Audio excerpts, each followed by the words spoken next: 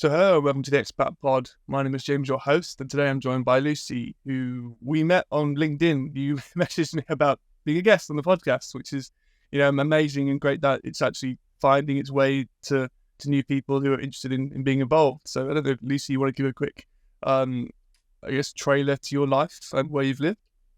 Sure. Thanks so much for having me, James. Yeah, I was like scrolling, Expat podcasts on Spotify and also like Google, and your podcast popped up, and I was like, oh, this is cool. And I listened a couple, and it's really good. So I was like, oh my gosh, I really want to be on his podcast. Let me reach out to him. So thanks so much for having me. It's an honor for me.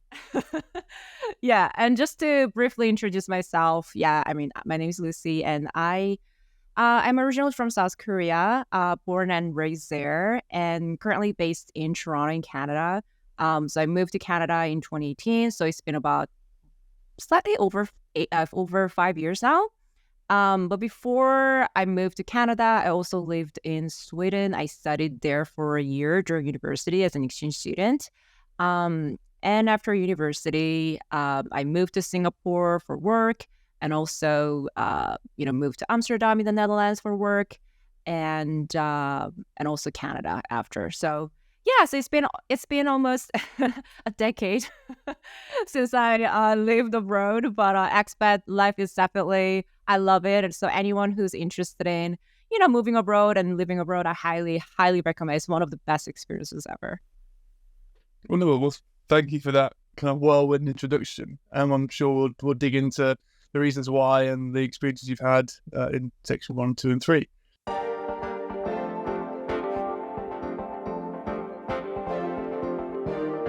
So we're on section 1 of the podcast, all about getting there. So Lucy, now you've been to many places. We could probably start chronologically just for ease.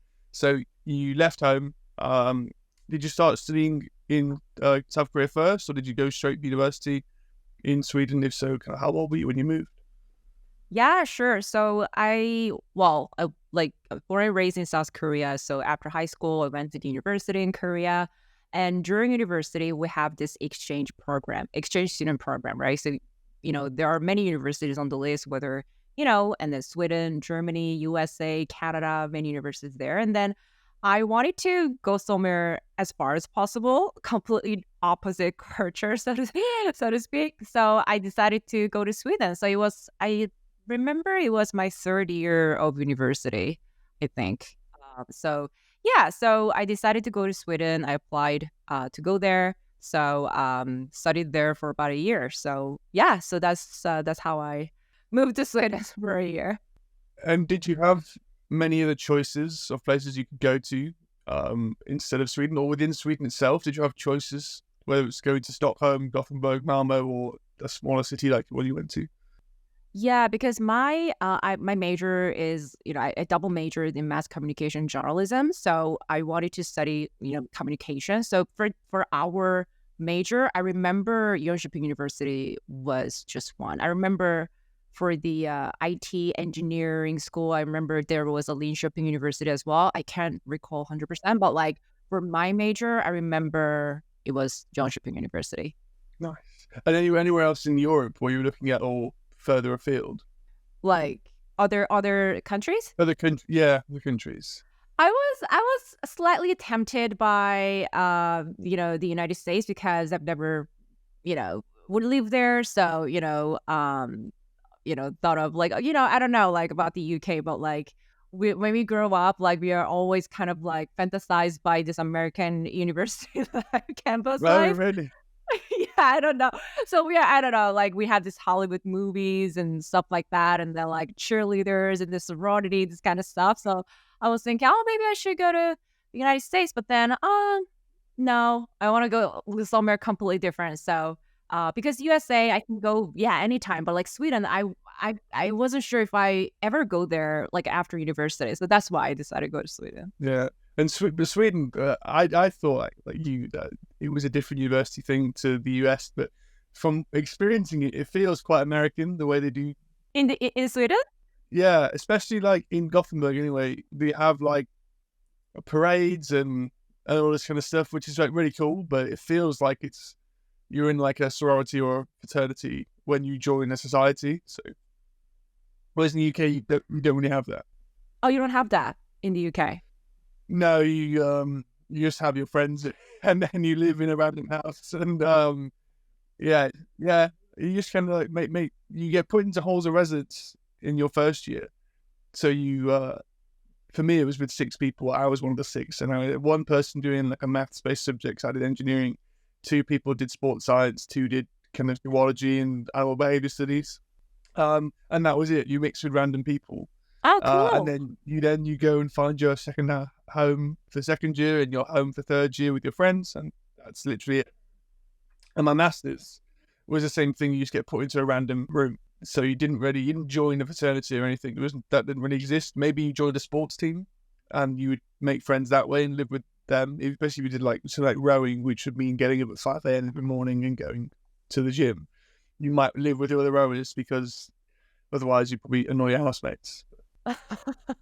Oh, I didn't know that. Yeah, now you mentioned it. Yeah, I kind of agree that the university life in Sweden, it feels like American kind of style of university style. Yeah, I think all my Swedish friends will be getting really angry at me now for saying that. But I will not. Right, it's my burden to bear, so it's fine. Yeah, I'm guessing when you moved to Sweden, you had a lot of help from university in terms of finding a place and finding somewhere to live, and it was quite seamless.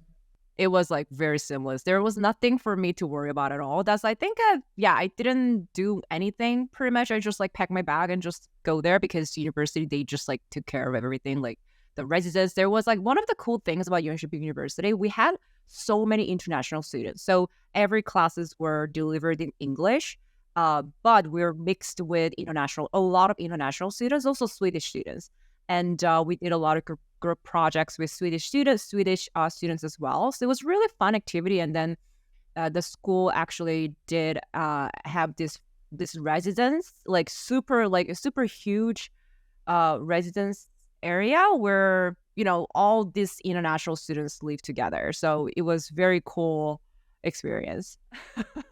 So going on, you then did you go back to Korea to finish your degree and then move to Singapore? Was that the kind of next bit of movement? Yeah, so after a year, I back to Korea. I finished my study, and then I worked in Korea for a year, for 2 years. Then I decided to move to Singapore. So I lived in Singapore for 4 years. But like I met with some of really great Singaporean friends in Sweden. She also studied in Jönköping University. She kind of like, before I met her, I didn't really know much about Singapore in terms of like working abroad. But then thanks to her, I just opened my eye and I just like visited her one time, and then I loved it. It's just like perfect country for me. It's Asia, but still super westernized, and there are so many job opportunities there. So that's why I was like, hey, after traveling there once, I decided okay, Singapore is my next destination. I'm gonna go there.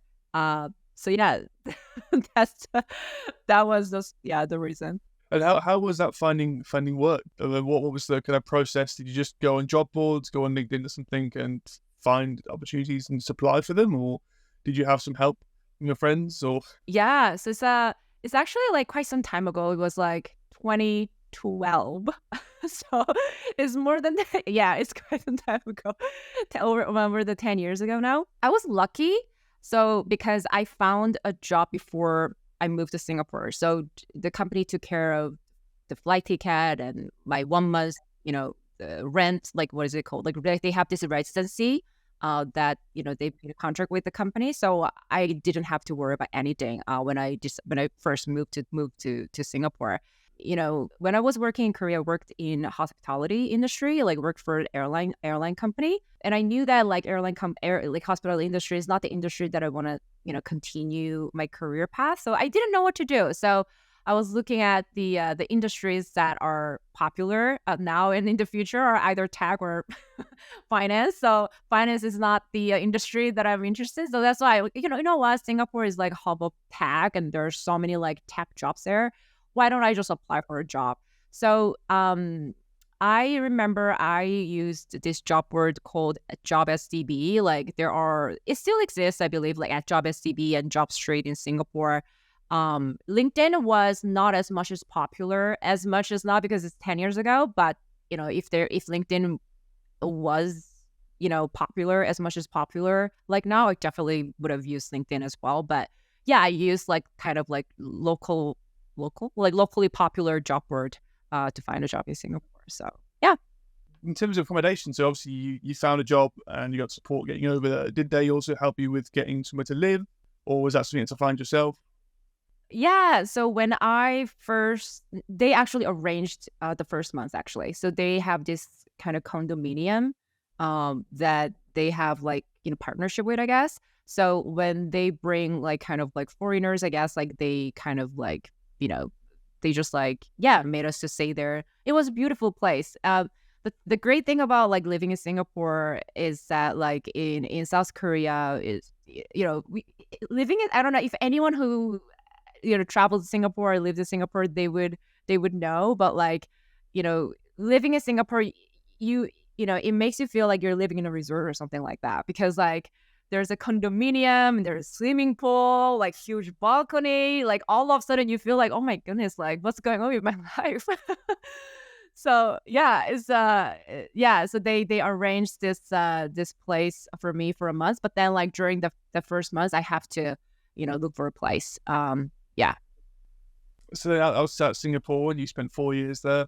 Then you made your next move. Was that straight to the Netherlands, or was that back home first? Yeah, it was straight to the Netherlands because I always knew this thing. I love Singapore so much, but I always knew that my ultimate goal is somewhere in North America. I knew that it's either like Canada or USA or maybe Australia, right? So yeah, I knew that. So while I was, living in Singapore, I always knew that, if there's a good opportunity, I'm going to go to, ideally North America or Europe. So yeah, and then I decided to move to Amsterdam, mainly because because of my ex-boyfriend. So yeah, so for the personal reasons, so I decided to move to Amsterdam. Yeah, and then I lived there for a very short period of time, about like less than 6 months in Amsterdam. Didn't work out very, very well. Yeah, and then I came back to South Korea after that. Were you working in the Netherlands, or was it just you went to find a job because you moved with someone? Yeah, so when I told everyone that I'm going to move to the Netherlands, so what happened was I quit my job in Singapore and I moved to the Netherlands with no job. So all my friends were telling me, you're crazy. You have a good career in Singapore. Why are you moving to the Netherlands? But like, you know what? I'm going to do it. I can find a job. But Netherlands. So yeah, I found a job in the Netherlands. And then because I've been working in the tech industry for a while, but that like it's about like 4 years by the time. And there are Netherlands. Good thing about the Netherlands is that although you need to speak Dutch, there is a Dutch, but you don't have to speak Dutch to find a job. Of course, it's definitely beneficial for you to be able to speak Dutch, but it's not mandatory for most majority of companies. And there are many American companies as well. Yeah, so I found a job. Actually, I got 2 job offers. One is from actually the Dutch tech startup, and they were looking for a tech salesperson who can handle the English speaking market, including Singapore, Australia. I think that they really love the fact that actually they really value my experience living in APAC. So that actually worked very well. And then another job offer was I got was the American company. But yeah, in the Netherlands. So I decided to go with the second one, the American company. Worked there. For a very short period of time, actually. Yeah. I suppose then moving back to Korea, did you move back with a different kind of view of life because you've been to Sweden, Singapore, and then the Netherlands, and you kind of moved back home? How did it change from when you were younger? Yeah, it's a very interesting question. I love that question. Yes, I would love to ask the same question too, because I'm really curious about that as well. Because even though I was born and grew up in South Korea for over 20 years, but like after being exposed to such different countries, different cultures in different countries at a short period of time, I think I felt like when I came back to South Korea, I remember for a couple of months, I just couldn't get used to it. I just I felt like this culture and everything is completely different. So I had this kind of identity crisis at one point, but I got used to it. But then like I felt very different. How about yourself? Like you lived in Sweden for a while, and then when you came back to the UK, did you feel different? It's a good question. So I only moved back about 2 months ago, and I'm not missing the winter because it's obviously winter now. Oh, winter in Sweden, and I'm not missing that too much because that was difficult. But I moved as an adult. So when you move as an adult, you tend not to have, it's hard to make friends because you're working all the time and then you're not socializing as much because you've got work to do. And my girlfriend was still living in the UK, so my evenings spent talking with her quite a lot. Yeah, coming back to the UK, I noticed things that we do bad a lot more. Like things I just thought, oh, that's just how it is, that's just the system. And then living in Sweden, then that's not a problem there. Or, you know, the lifestyle of things need to be on demand constantly. You need to have things the next day, always. In Sweden, that wasn't a thing. It's like, if you order something online, it'll be 3 days to come to you, or you go to the shop and you buy it. Or banks are always only open during working hours and things closed, and that for me was quite difficult to get used to because I'm so used to being able to do anything at any time. I'm moving to Gothenburg. It's quite a big city. Yeah, it's a big city. Yeah. It still has a lot of downtime, which, you know, I quite liked towards the end because it meant that you had a day to be like slower and do different things. Obviously, now coming back to the UK, we still have like Sunday hours as a thing, so you reduce to that time things are open, but you can still go and do most things you want to do on a Sunday. But mainly like the work culture, I really enjoyed the work culture in Sweden in terms of really? They really promote your personal life, your mental health, and all sort of stuff. In the UK, we are getting better at it, but it's very company dependent. Whereas in Sweden, it felt like it was everywhere. Most people I spoke to who work in different companies, you know, they really look after who lives there. And I don't really see that as much in this country. You know, a lot of people are stressed, a lot of people are really upset and not very happy. Maybe that's the global economic situation, but also I think UK government are a bit of a mess at the moment. I don't know if you get much of the news about the UK government, but they're not very popular, which is something that I found much better in Sweden as well. Was like public transport just work, and that is in all the cities. You know, trains from all over the country. You can get to most places really easily. In the UK, there's a big thing about trains at the moment and public transport, and it's really hard. I know North America is, you know, not much better than the UK, but Sweden, it was just incredible. And I know South Korea, Singapore have one of the best. Like, yeah, super efficient, super fast. Yeah. But to be fair, I quite like London is best. But I get what you're saying. Like, you know, I really enjoyed living in Sweden. I didn't work there, but when I was studying there, I could feel that, like, you know, universities as well, like, you know, 9 to 4, I guess, like not even 9 to 4. I don't know the working environment right now, but like at the time, 9 to 4, then people were really like highly value about the work-life balance and stuff like that. Same as like the Netherlands as well, something that really opened my eye, like mental wellness and like burnout. Like, it was like 2016 and people were talking about it. Now it's more popular nowadays in North America as well. But like back then, like it was like just a common thing people talk about, which really fascinated me. Yeah. And then so obviously you went home for a bit after Netherlands. Was there then that yearning to move to North America then? Was that your kind of next move? You like have itchy feet kind of thing, wanting to go somewhere new? Yeah. So I came back to Korea. I thought about, you know, maybe, you know, settling down in Korea just for a bit. But then I always knew that, you know what, like I love my home country. Of course, I have family here, friends here. And of course, it's way easier for me to live here in many aspects. However, I don't know, like work culture and everything. It's just like, I just had like this big question and like, you know, oh, if I don't try to try in North America to Canada that I always dreamed of, I'm going to regret it forever. So this time it's not like when I was moving to Singapore or in the Netherlands. It was like, you know, especially for Singapore, I knew that there is a timeline that I'm going to spend there. I knew that I'm not going to immigrate to Singapore. I knew that it's a stepping stone for me, for my career. But this time when I decided to move to Canada, I knew that this is the country where I want to settle down because Canada is one of the immigration friendly kind of country, and then it's super diverse country as well. So you know what, I think and also before I decided to really like move to Canada, I traveled to Toronto to make sure to do some vibe check. I don't know if you did that the first video, but I just wanted to make sure because like even Singapore, the Netherlands as well. I just wanted to make sure if I vibe well this country, So the Toronto, okay, was good. So yeah, so I decided to move to Canada.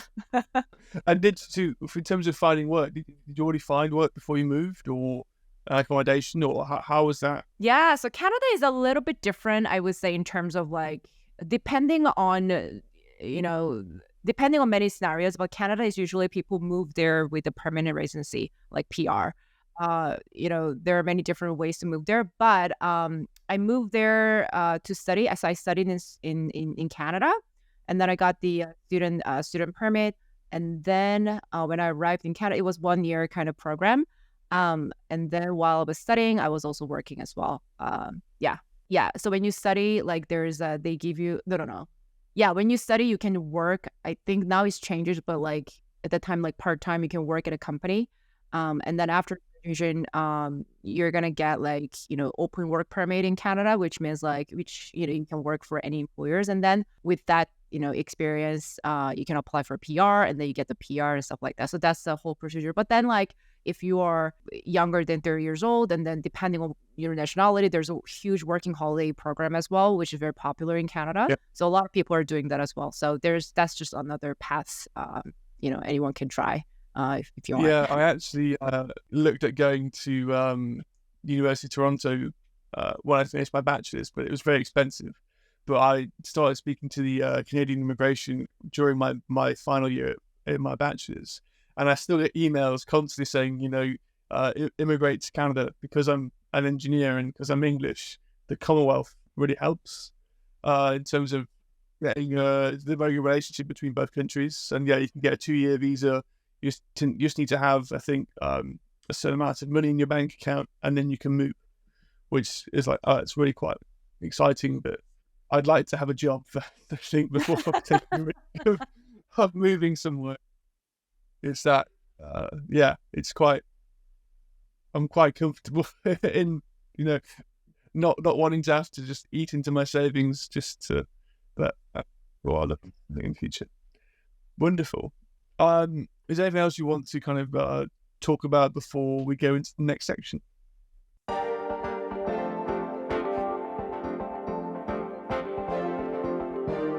So hello, welcome to section 2 of the podcast, all about being there. So this is where I kind of ask my guests a lot more in depth about their experiences in each country. Now, I know you've touched upon quite a lot in the first section, so thank you. But obviously, we can go into this kind of second layer of that. And it's based on your first impressions. That's what I like to kind of work on first, and then kind of from that kind of goes around. So Sweden then, so you went as a student. What was your first impression of Sweden? Obviously being quite a cold, dark country compared to South Korea, I guess. Yeah, so Sweden. So I studied in Jönköping University, right? So when I remember I arrived in I forgot the airport name, in Stockholm, and then because I had to transfer to Jeon. It started with A, I think. Yeah, I forgot. And honestly, the first impression of Sweden was the airport, weirdly speaking. But because to me, like when I arrived in Sweden, like at the airport, I was a little bit shocked because it was so quiet. I don't know, like Korea, like I don't know, because I lived in Korea. In Korea, usually the airport is super noisy and everything, but like it was super quiet at the time, and I was so shocked that I was, wow, this place is so quiet, so peaceful, and people very like peaceful. Everything is like nature and happy, and it was like, okay, this is interesting. And then that was literally my first impression of Sweden. Wow, very quiet. And then I went to the Jönköping University, and then I think the first week was like going to the university and just like settling in with my place with my roommates and stuff like that. But the first impression would be like that was like my first time ever in my life seeing so many international people from all over the world, like people from like anywhere, like even Asia as well, like people from Thailand, Singapore, Malaysia, and Korea, Hong Kong, and also like even like Europe as well, like France, Germany, Czech Republic, Romania. I mean, like so many. It's super, and Australian as well. Like it's Belgium. Like I was in shock. It was like, The list wow. goes on. Yeah, it was crazy because I expected maybe like, I heard that there are many international students here, but my expectation, my kind of imagination was like, oh, they're going to be like 90% of these people are going to be Swedish, but like, Or they'll be Norwegian, or they'll be Danish, yeah, exactly. international Nordic people. Exactly. But yeah, I just like, it just like completely unexpected, experience in a good way. What kind of things did you like in terms of the culture of Sweden compared to Korea? Like, did you get involved in a lot of fika, or is it because you lived in quite a international environment? It was probably a different culture. Yeah. So the good thing about Sweden is that after, having experience living abroad, living in different countries, now looking back, now I realize that, because sometimes when you live in a completely different country, it's not easy to make local friends. Like for example, in Sweden, yeah, maybe like it was because for me it was like I studied there, so I had like I myself, like, I was more exposed to making more friends, etc. But even then, like for me, like I made quite a number of Swedish friends. So that was like very good experience for me. And in terms of, because of that, they introduced me to this fika culture, which I love. They drink a lot of tea, and well, UK, you drink a lot of tea as well, right? I mean, that's coffee. I love coffee as well. Yeah, coffee and tea. So it was like super, yeah, fika culture. I loved it as well. One of the desserts that I loved was semla. I don't know if you had one. Semla is like I had semla. cream. I much preferred kanelbulle. Kanelbulle? Yeah, the cinnamon bun. Yeah. Oh, yeah, cinnamon bun. Yes. Yeah, they're amazing. Yeah. Yeah, and also like another culture thing. I don't know. Maybe now it's changed now, and because maybe I lived in a small city, but you can kind of like chime in and tell me, share your experience as well. But like, Jönköping, my friends told me that, oh, no one actually locked the door because it's so safe. No one is like rob your house, people are like super chill, and they don't really expect anyone like crime scene that much. So that was very shocking to me because I was always like told that you have to lock the door, you have to be really careful and stuff like that. But like in Sweden, everyone was like super chill about safety, and it's such a safe country. So that was like very like culture shock that I had. What was your experience? Because you obviously was in a big city, and I always thought it would be like, as you're saying, quite safe and nothing really bad happens in Sweden. And my experience was that it was very safe from what I'd seen. I'd not really been exposed to anything negative. A lot of my friends were saying on the news there's lots of gang violence at the moment in Sweden. It's huge, it's rife, but it tends to mainly be in certain parts of the cities. So Stockholm has got quite a lot of bad crime, Malmo and Gothenburg, but I never actually saw it. I just heard stories about it or things, and I didn't ever feel unsafe. I could walk late at night, I could walk around the city and never feel like, I'm watching over my shoulder. Now, obviously, I'm a 2 meter tall, 6'6" man, so I'm relatively safe in that sense, being we're not looking very vulnerable. Whereas, like, I know speaking to my friends who are women as well, they often feel less safe in certain scenarios that I would probably feel safe in. So I maybe have to ask some other friends as well how they felt. But I do think that a lot of Swedes are quite, they're not threatening at all, really. They're very much, they don't want to speak to you at all, in terms of they want to kind of do their own thing, so they won't at all come to you. But yeah, I think more so in the smaller cities and towns, it probably is more like, as you said, you don't lock the door. It's in the city you probably still want to, because a lot more international, a lot more, I guess, more opportunity, I suppose. But I felt very safe. Going on from that, how did you find the language? Oh, Swedish. Yeah, that's a good question.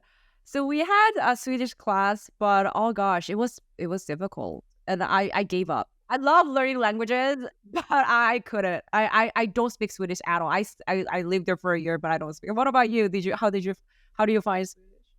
Min svenska är inte bra. So, it's not very good. I thought I was getting a hang of it. I could order food and I could order. You order food. Wow, well, that's impressive. Ish. If it was the food I knew I wanted Ish. and it was basic food, I could order it. But I couldn't. Then if they asked me more questions afterwards, then I would struggle. So I went to a restaurant and I was like, jag vill ha en bordet för två, which I want a table for two. And they're like, yeah, always too. Yeah, yeah. that's the only And thing that I. then the guy then was like, yeah, also, and then yes, and then said something afterwards, and I was like, oh, this is where the limit of my Swedish ends. Like, I can't answer the next question. Say no more. Yeah. No, it's not on my script. But my friends in Sweden, I would learn a new word or a new phrase, and I would then try and say it to them, and then they think I'm just speaking English, so they're like, what do you say? Oh, you're speaking Swedish. Oh, yeah, you're saying it wrong. And I was like, what? No, like Duolingo told me I said it correctly. So I can't speak Swedish. I can speak a handful of words and I can read a bit of it, but I would not say I can speak. Wow, but it's a difficult language, and the pronunciation is like very difficult as well. I find the pronunciation is horrendous. It's like I know. Now I remember. Okay, tack så mycket. I remember. Tack så mycket. Thank you very much. Yeah. Varsågod. Yeah. It was very interesting, and I really enjoyed the country and the culture and everything. So I'd love to learn more. No, I'm serious. I not like me saying this, but it's not very useful language in that it's only spoken by about 10 million people. Whereas if you speak Spanish or French or German or any Asian language now, the breadth of it is much bigger. Like Mandarin is obviously growing, and obviously Korean's spoken quite a lot because there's obviously a lot of Korean immigration all over the world as well, so it helps. And a lot of Korean in tech as well. And I work in the car industry. There's obviously a lot. If anyone, like, I guess, like, as long as you're not like living in Sweden, like immigrating to Sweden, like for like maybe if you're not planning to live in Sweden like 10 years and 20 years, I don't, I mean, yeah. Yeah, and you can get by with English. They speak English better than we do. Than the yeah, industry. They speak English so well. I know their English is like so good. So from Sweden, you moved to Singapore. Now, obviously, in my head, the Singapore seems like a melting pot of all Asian culture with the English kind of trade that brought a lot to it. When I went there, we did kind of a lot of tours and stuff, and it felt like there's a lot of like Canary Wharf or London elements in an Asian city. How did you find it? How was it different to where you grew up? Yeah, it was actually quite different, and I love Singapore. So if anyone is asking me like, hey, should I move to Singapore, my answer has been always like, yes, please go, because this is like one of my favorite countries in the world. Such an amazing country. My impression about Singapore is, like, honestly, especially for a woman, is super safe. Honestly, it's super safe and it's super clean. I hear in terms of like, and then like the laws in Singapore are very strict, so that's why they are able to keep everything super clean on the road, and everything is super like clean, safe because of the law in Singapore. People have to follow that. So yeah, I mean, like, if you love structure, if you love like cleanness and safety, Singapore is a great country. And also, if you love the system, you'd be fine. Yeah, I love system. Exactly. And there are many, multinational tech companies and financial services companies. There are many like, companies there. APEC headquarters are based in Singapore. And also the good thing about living in Singapore is that, you get to travel to, other Southeast Asian countries like every month, because it's like so like nearby, and then the flight ticket is fairly cheap, compared, you travel from Korea to Singapore, for example. So yeah, and then it's super like multinational, as I said, like even, Asians, like, there are many Asians from all different countries, like Japan, Singapore, China, Hong Kong, and, Thailand, so many different Asian community as well. And there are also many Europeans living in Singapore, and it's very westernized. Actually, it's Asia, but westernized. I would say. Yeah, I did think that when I visited, I went for a week in 2019, which was incredible. I really, really enjoyed Singapore. Very humid. I didn't like the durians, the fruit. Oh, durian! Did you try it? Yeah, Did you like it? yeah, I tried it, and at first it wasn't bad, but the aftertaste, I kept like tasting it. I kept like nearly throwing up because I kept going, what? So tasting it, and I was actually in the lift going up to the top of Marina Bay Sands Hotel with my friend, and I was like, I'm going to be sick because of this like taste in my mouth. So I had to go and excuse myself because it's quite a nice place to like kind of embarrass myself a bit. But yeah, I wouldn't have it again, but I'm glad I tried it. Yeah, I can't. Yeah, I can't eat durian either. It's like it's very strong taste. Yeah, it's like onions. Yeah, yeah. But I'm curious. Like, what did you like Singapore the most when you travel there? Just out of curiosity. I loved they had a rule about in each of the kind of residency areas that there had to be a mixture of culture. Like Little India, Little China, and all of the places, you still had to have like a percentage of people from various parts of the world in the same place, because then you're not segregating anyone. I really enjoyed that. I really enjoyed having the kind of big shopping place in the middle of the residential areas. That was really, really nice. I really loved the island on the south of Singapore. Sentosa Island. Sentosa, yeah. I went to Sentosa and it was incredible. I went to the beach. That was beautiful. And yeah, I went for the Formula One race. So it was a bit different. And we came back at 2 a.m. and went to Korean barbecue because it was the only thing that was open. But it was just great. Like everything's open all over. Like a lot of the time, it's a good place to go and like find things to do.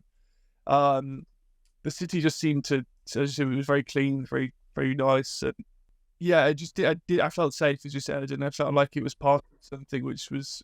There was always stuff to do. It was very friendly, but they had like the feeling of neighborhoods as well. Because of all the residential areas, it wasn't like you're stuck in a big city or big metropolis. You have the option to be in a smaller place, which I really, really love. Yeah, I had a Singapore sling, which is always quite good. Oh, Singapore! You throw it over your shoulder. Yeah, that was you're talking about cocktail, right? Yeah. You have to go to Raffles for it. Yeah. Yeah, I had that one as well on my first week, I think. Yeah, I had that too. Singapore sling, yes. Then, what was your first impressions of Singapore? Yeah, I traveled there to see my friends before I decided to move to Singapore. Yeah, I mean, she brought me to really nice restaurants and bars, and we went to Sentosa as well. So she brought all the nice fancy places. Of course, I loved it. It's super city, right? It's like so many like great. Especially if you're a foodie, you will love it as well. Like there are many amazing places to go. So it was, yeah. I mean, like when I first traveled to Singapore, I knew that I wanna live there for some time. And then going back then to the next place, being the Netherlands. Obviously, that's quite a different, in lifestyle or location compared to Singapore. Even compared to Sweden, it's quite different as well. What was your kind of first impression of the Netherlands? Netherlands, yeah. My first impression of Amsterdam was that there are many bikers on the road. Yeah, wow. People but Sweden too. In Sweden, like people ride bicycles very much. Yeah, that's actually true.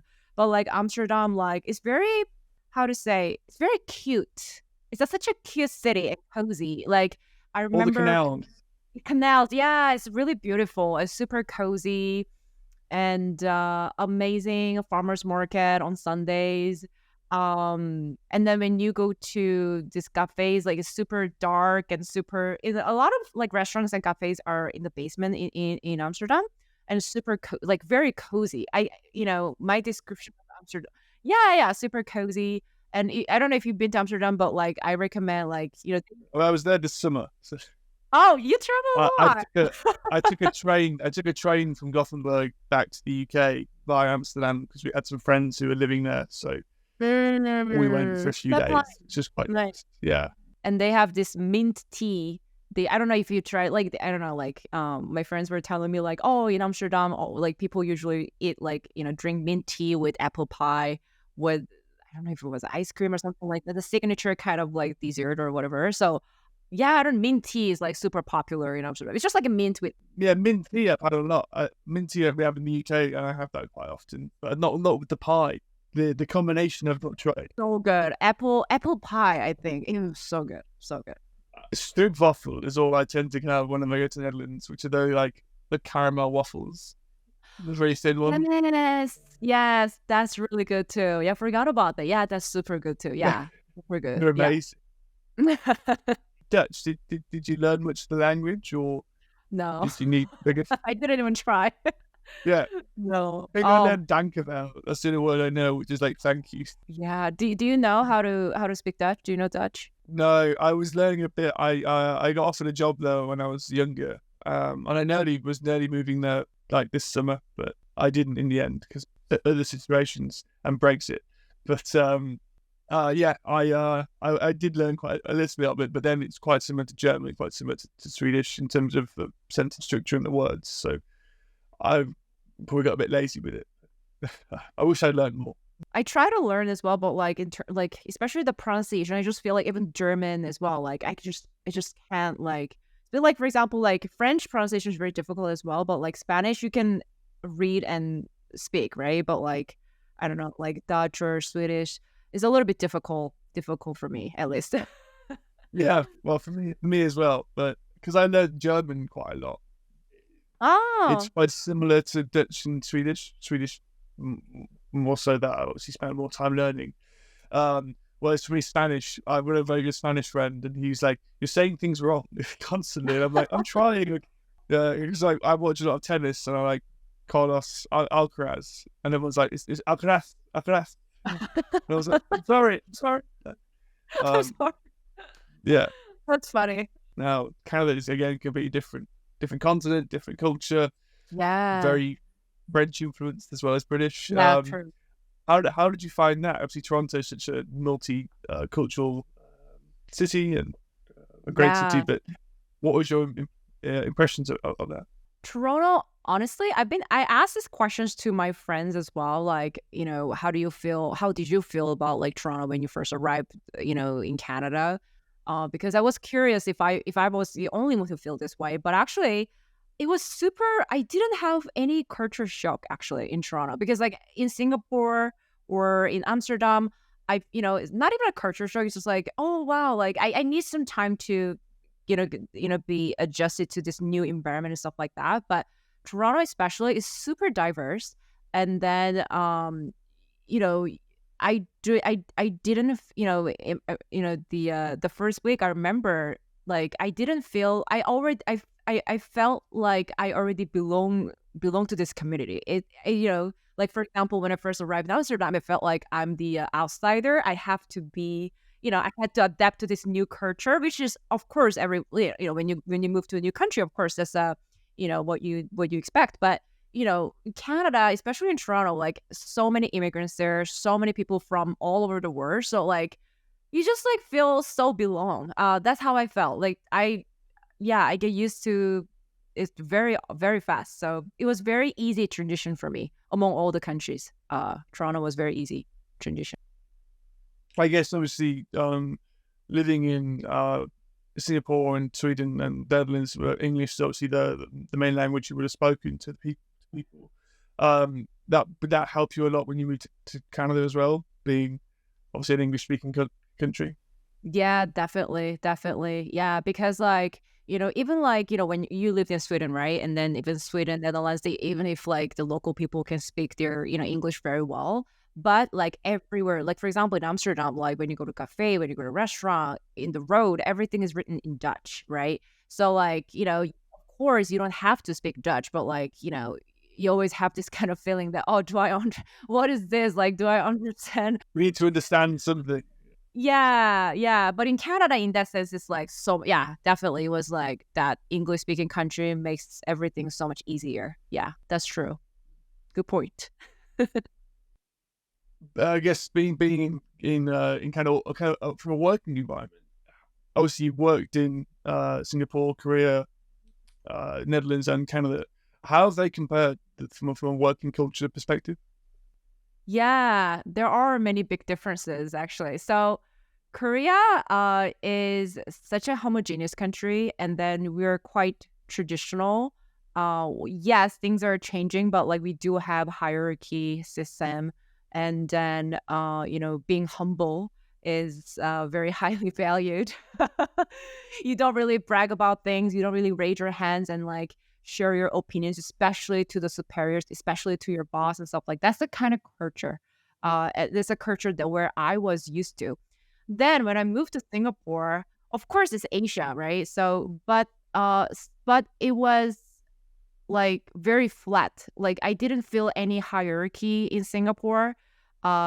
Usually in Korea, like when you talk to your boss, like even if you disagree with your boss, you tend to kind of like hesitate to share your disagreement. But like in Singapore, it's very flat. And managers, like even like my boss, I didn't really feel like there was a hierarchy at all. And then one of the things that really stand out like between Korea and Singapore is that like in Korea, you know we tend to work for long hours. Now it's changing a little bit, but like back then we work until like 8 p.m. or 9 p.m. sometimes. That it depends on which company you work for, but like it's quite common in Korea. And then when you work for long hours, your boss tends to, compliment you. Oh, you work really hard, so good of you. But in Singapore, I did that. And then the feedback was not positive. Oh, why are you working so late? Are you not efficient? Do we need to hire one more person? Like, so the view is perspective is so different. So, oh wow. So like Singapore is such a fast paced country. And then people really highly value efficiency, and time is money, and time is so important. So that's some of the things that really stand out between Singapore and Korea, I would say. And for the Netherlands, because I worked in American companies, so I would say like culture is still a little bit more American. I would say, even though my team my team was were all Europeans, but still my direct boss was like American. So yeah, I mean, Netherlands, I would say like people back then I was also like working remotely fully 100%. So like I didn't really get exposed to this kind of Dutch culture, so to speak. So I can't really speak too much about that. But like, Dutch culture, like super popular one is like super direct and they get to the point fast. um, that's one thing that I can say. And like about Canada, yeah, I mean, like in terms of flat culture, yes. But one thing that I noticed is that like being able to really, I think in terms of like North American Canada, like taking initiative is like so important in work culture. If you want promotion, if you want something, if you want to, if you want more responsibility, you go out there and they take initiative. You promote yourself. Like promoting yourself is very important. It's very different from South Korea. Be humble and that kind of culture is quite. Yeah, it was different, definitely. And also collaboration, teamwork is like highly valued as well. Like how well, you work with your colleagues, and then, whether you're really helpful for your team and stuff like that. That's also highly valued as well. Something that I realized. Long-winded answer. No, but the depth is great, and I think sure will help people listening as well about understanding the cultures of if they want to move, where they would want to move to. So thank you so much for going through that. Is there anything else you want to talk about being there before we kind of close this section?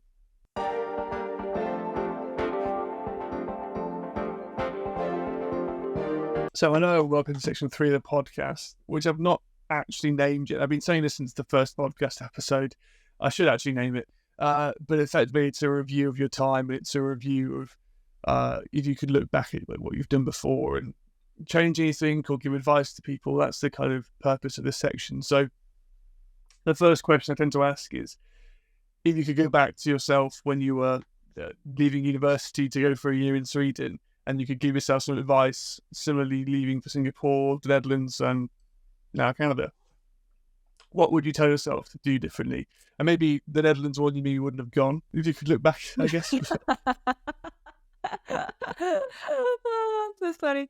Well, yeah, for Sweden, so I was there for a year. So, in my first, I got better in my second semester, but in my first semester, I was quite shy, I would say, because I think I was overwhelmed as well because, coming from South Korea, Asia country, and then now I'm like in Sweden, so different from my country, and then like, and also there's so many international students here. So in my mind, I really wanted to make more friends. I want to get out there and really like, make more friends and just like, experience this culture. But like I remember in my first semester, I didn't do it that much. I tried, but like, if I can go back in time, go back to the time and, relive during the time, I definitely would be more, trying more, in terms of like making friends and stuff like that. But in my second semester, I definitely, I realized that, oh shoot, like I only have like like one more semester left. Like, I gotta do more. And then like it got so much better. You can. Yeah, the urgency. I'm like now or never. So, but in my first semester, definitely I could have, and then also like, like in my university, I was like, oh, like I have to study, but like I don't know, exchange student, either you pass or fail. So like, of course, you have to study hard, but like not like get A+ or something like that. So yeah, the grade doesn't matter. It's just the it doesn't really. Yeah, exactly. So yeah, I could have spent more time in socializing and going out there and making more friends and stuff like that. That's still one thing that I would have done better. And then Singapore, obviously, you were older, wiser than you were when you were in Sweden. Wiser, I'm not so sure, but older for sure. Singapore, well, I don't know. What would I do better? Well, or just differently. Doesn't be better, just different. You could do things worse if you'd like.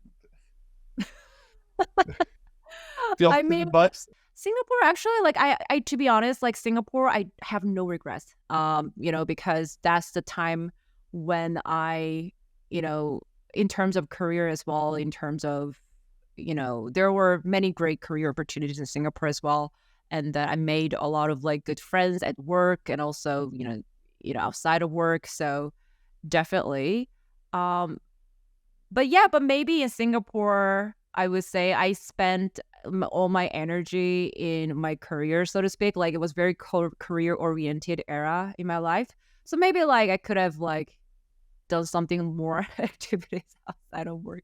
But like it was really great time in Singapore.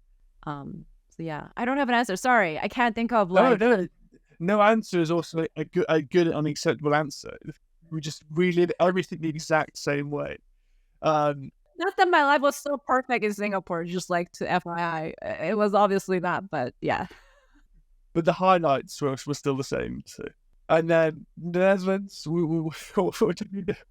But honestly, I don't regret at all like moving to the Netherlands. But yeah, I don't regret it. But like, one recommendation, like one of my Dutch friend told me that, he told me that like, hey, when are you moving? So like I traveled there for the first time, I think in March and August. So the weather was super good there.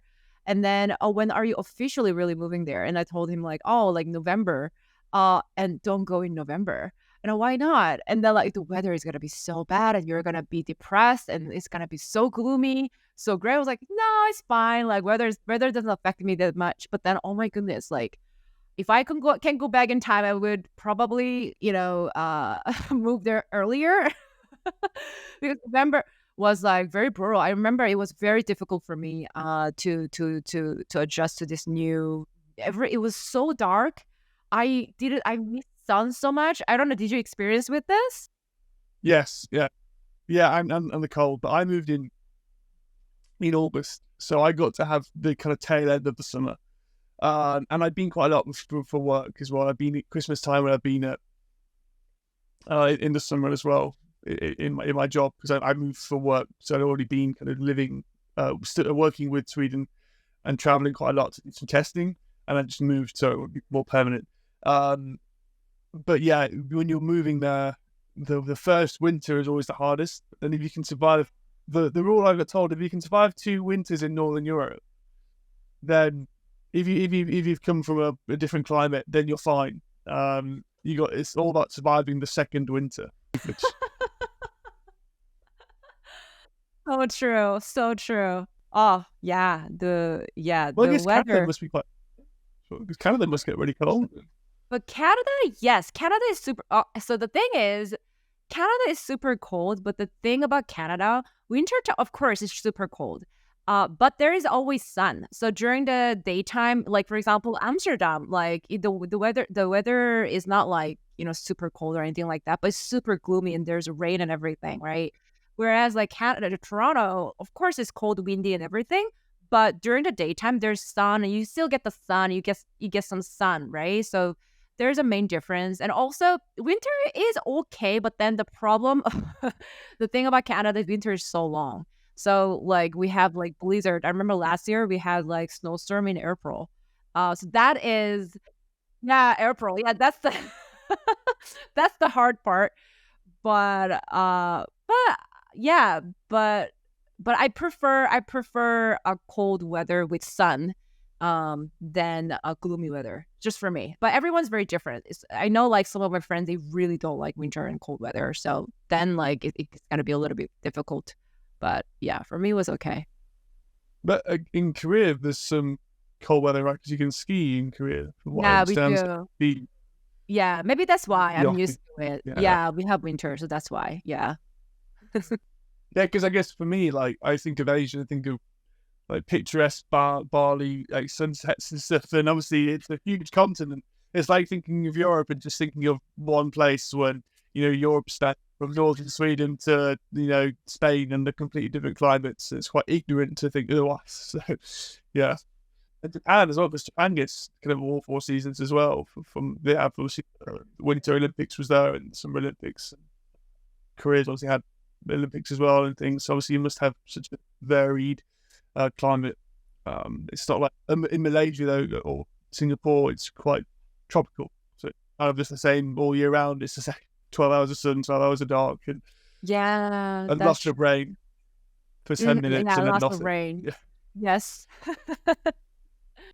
So you kind of touched upon the kind of things you would do differently or not do differently in your life, which is wonderful. Thank you.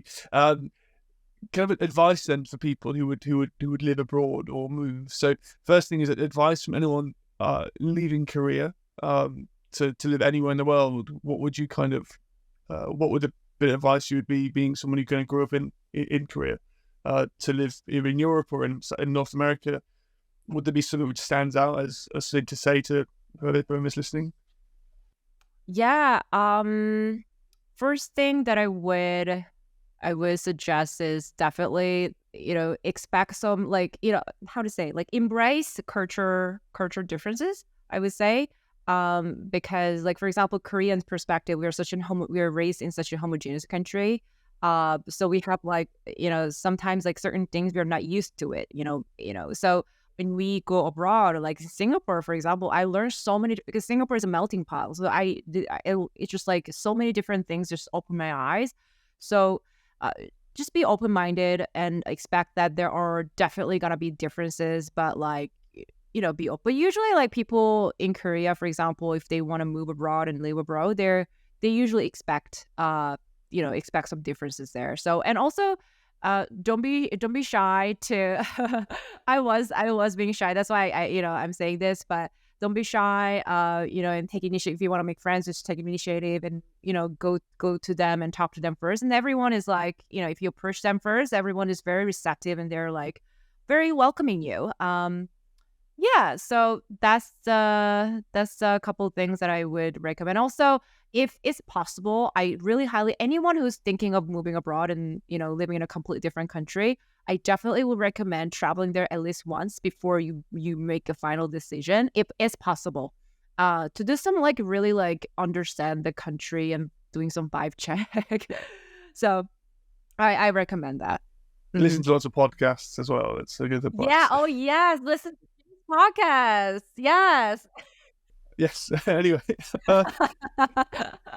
and then kind of my next question was, I don't know, you might not want to answer this one, but in the UK, for instance, like Korean culture has grown massively in terms of understanding a lot more about it. In my life, 10 years ago, didn't know much about Korean culture, but since kind of like K-pop's become huge, and you've got amazing Korean TV now from like Squid Game and things like that. How has it been from your side? Are you kind of noticing the kind of change, or has it always been quite big? Like, because there's a lot more Korean barbecue, Korean foods come over a lot more as well. So like the culture seems to be spreading a lot more in Europe, but also maybe in America as well. Have you experienced the kind of growth of that, or as someone who's obviously grew up with that? Yeah, that's a really good question. I definitely can feel it. Like before, I would say like even like 10 years ago, even like 7 years ago, 5 years ago, like among Asia, like Japan is the one country that a lot of, especially in Europe or North America as well, like, oh, like everyone knows Japan, and Japan is very unique, and Japanese culture is super popular. But Korea is like always like, Korea, where's Korea? Which language do you speak? Sometimes.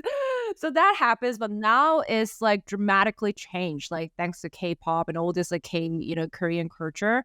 Now like everywhere, in every culture, like even South America and Canada, United States and Europe as well, like everyone, most people know about Korea. And usually when I tell them, oh, I'm from South Korea, and they usually like talk about, oh, the K-drama that I'm watching right now, oh, do you know Blackpink? And that's the conversation that I remember, like when I went to Sephora, the cosmetic store in Toronto in my first week. And then the person who's working there told me, oh, where are you from? And like, oh, I'm from South Korea. Oh, like I love K-drama. Like it was like 2018 actually. So yeah, but now it's like, it's massive. I could feel that. So thanks to the Korean K-pop and K-drama.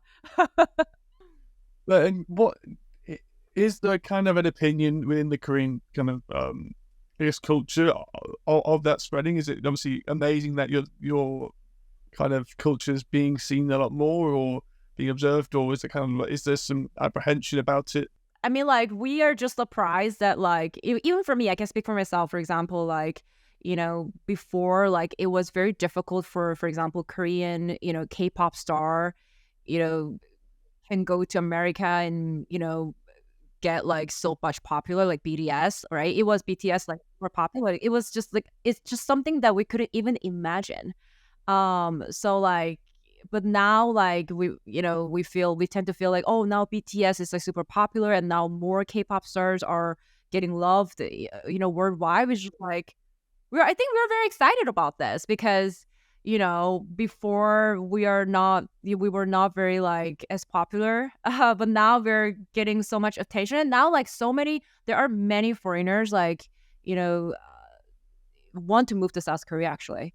And South Korea is very open to those talent and people who want to move to Korea. So yeah, I'm excited because like homogeneous country. When I was growing up, like I was like 95% people are Korean, but now I feel like it's gonna change in the next 5 to 10 years. Well, definitely. I think so. My friend from New Zealand, he lives in South Korea, and other friends who've moved there, albeit moved back, but they've been exposed to living in South Korea, and they've all loved it. They've also, the country is obviously an incredible place to live. But the language is very difficult. But Yeah, language is difficult. European languages, obviously, it's going to be difficult.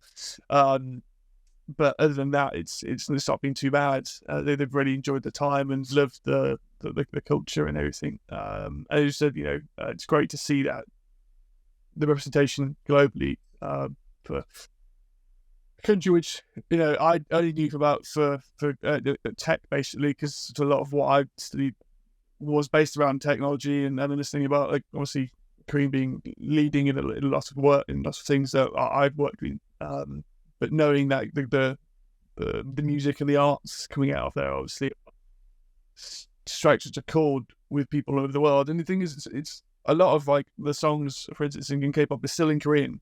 It's not necessarily all in English, but I find really interesting. I as someone new, I actively try and listen to songs in the languages, especially when I'm trying to learn the language. It helps me learn the language. So I quite like how artists are like keeping music in the mother tongue, so to speak. Obviously, I don't know what to say, but you got that later. But it just, for me, it's such a great thing to see, and being English and being an English speaker, the world can be just in English for me. I'm very lucky that that's a possibility. Well, it's quite nice and refreshing to see. Well, no, actually, no, I want to see the world and the language is different. Because there's so many different amazing things in literature and in the arts, which people can express themselves in language which the most emotionally. You just should do with the tongue. So that's my kind of experience of it, which is really cool. Because I know originally it was like PSY was who was the first. Oh, Sai. Yeah, Sai started it. Yeah, Sai started. Yes. Oh my gosh, that's so true. He's a pioneer. Yeah, he's a pioneer. Yeah. Oh I my never god. thought I should write Gangnam Style on this podcast, but I'm glad I have to. And like, if you ever travel to Seoul, South Korea, and if you speak like a bit of Korean, like hello, thank you, can I order this in Korean? I'm 100% sure they will be like, oh, wow, can you speak Korean? Like they will be so impressed. Yeah, I just know Oma and Oppa. It's like the few of the words I know. Oh yeah, so yeah, thank you for saying that. I appreciate it. Well, thank you for sharing your incredible life stories so far anyway, and on that good topic, you want to live in North America as your end destination, I guess, but is it Toronto? Would you move anywhere else in North America? Would you ever consider moving back to Korea or anywhere else? Yeah, well, I am planning to settle down, in Canada, and then my family's obviously in Korea, so I want to have that kind of freedom the flexibility to be able to visit and my family in Korea whenever I want to. But I want to settle down in Canada for sure. I was thinking earlier this year, I was thinking of maybe like trying Montreal, because Montreal like has a bit of European vibe, a bit of North American vibes. It could be perfect for me. It's a beautiful city, but it's French first. So it's because like before I travel there, a lot of my friends was, oh, you don't need to speak French, you can only speak English. But for me, I respect the culture as well. But then when I got there, of course, I can speak English. I don't have to speak French. But when I go to restaurant, when I go to cafe, everyone asks me a question in French first, and then I have to tell them, oh, sorry, I don't speak French, and then like English next. So I felt like, oh, like, do I want to learn French or not? Then, you know what? It's not even real French, from what I've heard. It's Canadian French, which is not even true French. French people usually say that, oh, like it's different. Quebec. Yeah. Yeah. Je ne comprends pas. Oh my goodness. I thought you're a French person imitating Canadian. No, I was just saying I don't understand in French. One of the few words I know, or phrases I know. And then je suis anglais is the next phrase I would say, which is I'm English. Great. Well, Montreal would be good. There's a lot of good music coming out of Montreal. Yeah, it's beautiful. Yeah. Yeah, I've only been to Toronto, but I've got a lot of Canadian friends. Sorry, but like if you ever travel to Canada again, Montreal, I highly recommend. It's a beautiful, beautiful place. Honestly, good food. Yeah, Vancouver's on my list. I'd love to go to Vancouver. And I actually looked at trying to get a job there a long, long time ago. I'd still maybe consider living in. It's not off the table just yet. Why? I'm just curious because you're from the UK. UK is probably one of the places that a lot of people want to live. As a British, like what's very tempting to you? I'm just curious. Like why do you move to Canada? I'm just curious. I love learning about culture and different. I was very lucky and very privileged that my parents chose to focus on holidays growing up. So I travel around America and Europe, not so much Asia, but a lot of the West, a lot of Europe, and being exposed to lots of different cultures and lots of different people. I think I've learned quite a lot from that. And as an adult, I've done quite a lot of traveling as well. And I feel that I grow as a person by seeing and being in more places. And Canada for me it was like I was upset. I really liked America growing up, but then I didn't like the guns and healthcare. So I was like, well, Canada is America with less guns and more healthcare. So it felt to me that would be a really good place to live. And I spent 9 weeks working in a summer camp in America, and then went traveling around the kind of northeast of America, and then the southwest, and then my family lived in Miami. So I've been quite a lot around the States, and I've been to Toronto, albeit for a very short period of time, just to see Niagara Falls, and then kind of go in briefly and back out again. So I don't think I've done it fully, but and a lot of friends from Canada. So a lot of friends I study with.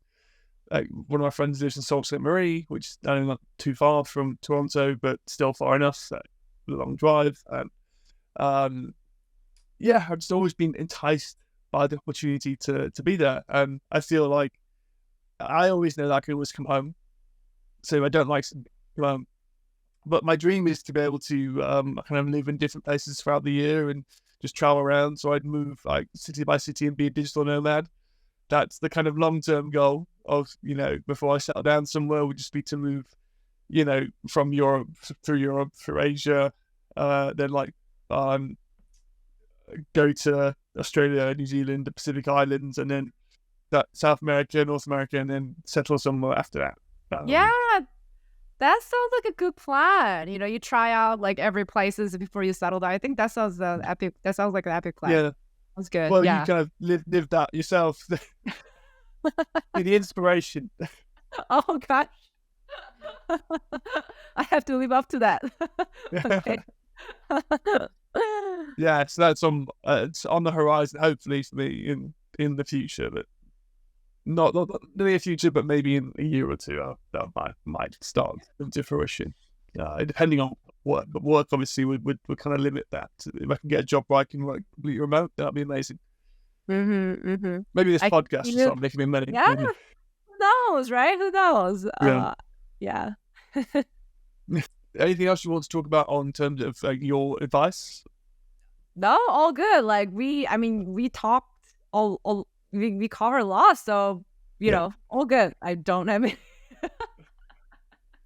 So thank you, Lucy, for everything you've kind of given and shared with us on this podcast. I'm sure everyone listening will hopefully have got some great inspiration and knowledge and advice from you and all your experiences. Hopefully people get in touch and maybe want to know more, then feel free and I'll pass on anything to Lucy. Do you want to share anything about in terms of where people can find you or your socials or anything for any of your projects? Yeah, sure. But first of all, thank you so much for having me, James. I really had a good time chatting with you. It feels really good to talk about sometimes I don't really think about my whole life journey, but you really gave me a chance to for me to think about reflect on my over 10 years journey. So I thank you for that. And all the great questions that you asked me.